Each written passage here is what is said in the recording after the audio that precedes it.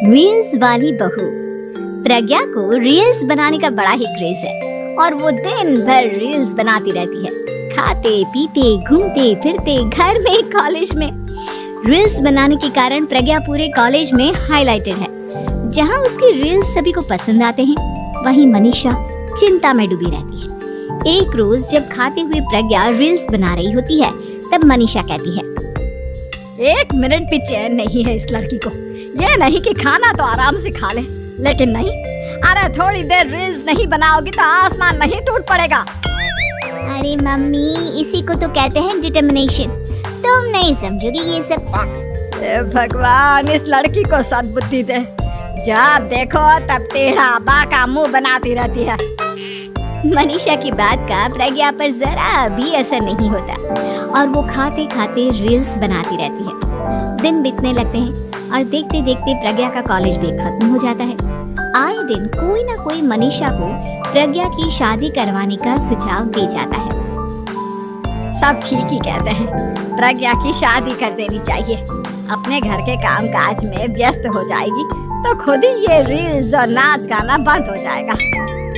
मनीषा और प्रेम प्रज्ञा के लिए एक अच्छा लड़का ढूंढने लगते हैं और तभी विकी का रिश्ता प्रज्ञा के लिए आता है, जिसने प्रज्ञा को उसकी रील्स देखकर पसंद कर लिया था। अगले दिन विकी अपने माता पिता के साथ प्रज्ञा के घर पहुंच जाता है और प्रज्ञा साड़ी पहने हाथों में चाय की ट्रे लिए उनके सामने आती है। जब विकी को पसंद है तो हमें भी बहू पसंद है। बहन जी, आप बारात की तैयारी कीजिए। एक बार लड़का लड़की अकेले में बात कर ले तो अच्छा रहेगा। हाँ हाँ, क्यों नहीं। मनीषा विकी को प्रज्ञा के कमरे में भेजती है, जहाँ प्रज्ञा पहले से ही रील्स बना रही होती है। तभी विकी कहता है, आ गए आपके साजन जी। हमारे साथ ये रील्स कंप्लीट करती तो और भी अच्छा रहता। अच्छा जी, अब आ ही गए हैं तो बना ही लेती हूँ आपके साथ। दोनों मिलकर रील्स बनाते हैं। जब वी मीट और तुरंत पोस्ट पे कर देते हैं। फिर विकी कहता है, जब आप साड़ी में चाय लेकर आए तब मुझे लगा कि कहीं मैं गलत घर में तो नहीं आ गया। अब सही है। दोनों की शादी पक्की हो जाती है और शादी के दिन भी प्रज्ञा रील्स बनाने से चूकती नहीं, यहाँ तक कि बारात के समय भी नाचते हुए रील्स बनाती है। सभी लोग प्रज्ञा की तारीफ के पुल बांध देते हैं और प्रज्ञा नाचती गाती अपने ससुराल चली जाती है। सब कुछ अच्छा चल रहा होता है। प्रज्ञा यहाँ भी दिन भर हर चीज की रील्स बनाती रहती है। लेकिन कुछ दिनों के बाद जब सुनीता कहती है, बहू, ये रील्स के साथ साथ कुछ काम भी कर लिया करो। वैसे तुझे और क्या क्या बनाना आता है? मम्मी जी, वैसे तो सब कहते हैं कि मैं सब कुछ अच्छा बनाती हूँ, लेकिन मुझे लगता है कि मैं मैगी अच्छा बना लेती हूँ। हाँ, कॉफी भी अच्छा बना लेती हूँ और मुंह तो सबसे अच्छा बना लेती हूँ। हैं? अच्छा अच्छा। सुनीता अपना माथा पकड़ लेती है और कहती है, बहू, कुछ खाना बनाना भी सीख लेती। मम्मी जी, मैं लंबी प्लानिंग कर रही हूँ। जल्दी ही मैं इतनी फेमस हो जाऊंगी कि मुझे पैसे मिलने लगेंगे। हम दोनों सास बहू राज करेंगे, राज। नौकर काम करेंगी और लोगों की तो लाइन लगेगी हमसे मिलने के लिए। तेरा दिमाग खराब हो गया है क्या बहू? हंसी मजाक तक ठीक है, लेकिन इस तरह घर नहीं चलते। जितना जल्दी हो इस घर के तौर तरीकों को सीख लो। प्रज्ञा मुंह घुमाकर चली जाती है और तुरंत उसी वक्त एक रील बनाती है।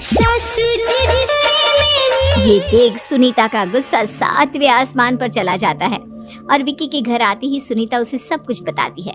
विकी भी अब प्रज्ञा की इन हरकतों से परेशान हो जाता है। तुम टेंशन मत लो मम्मा, मैं देख लूंगा। विकी कमरे में जाता है तो देखता है कि प्रज्ञा रील्स बना रही है।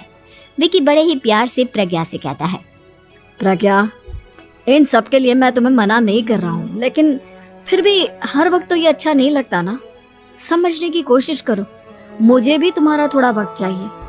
मैं जब ऑफिस से आता हूँ तो मुझे समय देने की जगह इसी में लगे रहते हो। तुम ज्यादा ही सोच रहे हो। तुम भी मेरे साथ रील्स बनाओ ना, तुम्हें भी बहुत अच्छा लगेगा। तुम्हें इज्जत से कोई बात समझ में नहीं आती क्या? दिमाग खराब हो गया है तुम्हारा इस चकाचौंध से। अगर तुमने अपना रवैया नहीं बदला तो मैं तुमसे दूर चला जाऊंगा। तुम ही रिश्ता लेकर आए थे, मुझे लड़कों की कमी नहीं थी और ना आज है। विकी दरवाजा पटक कर चला जाता है। धीरे धीरे विकी प्रज्ञा से दूर होता जाता है।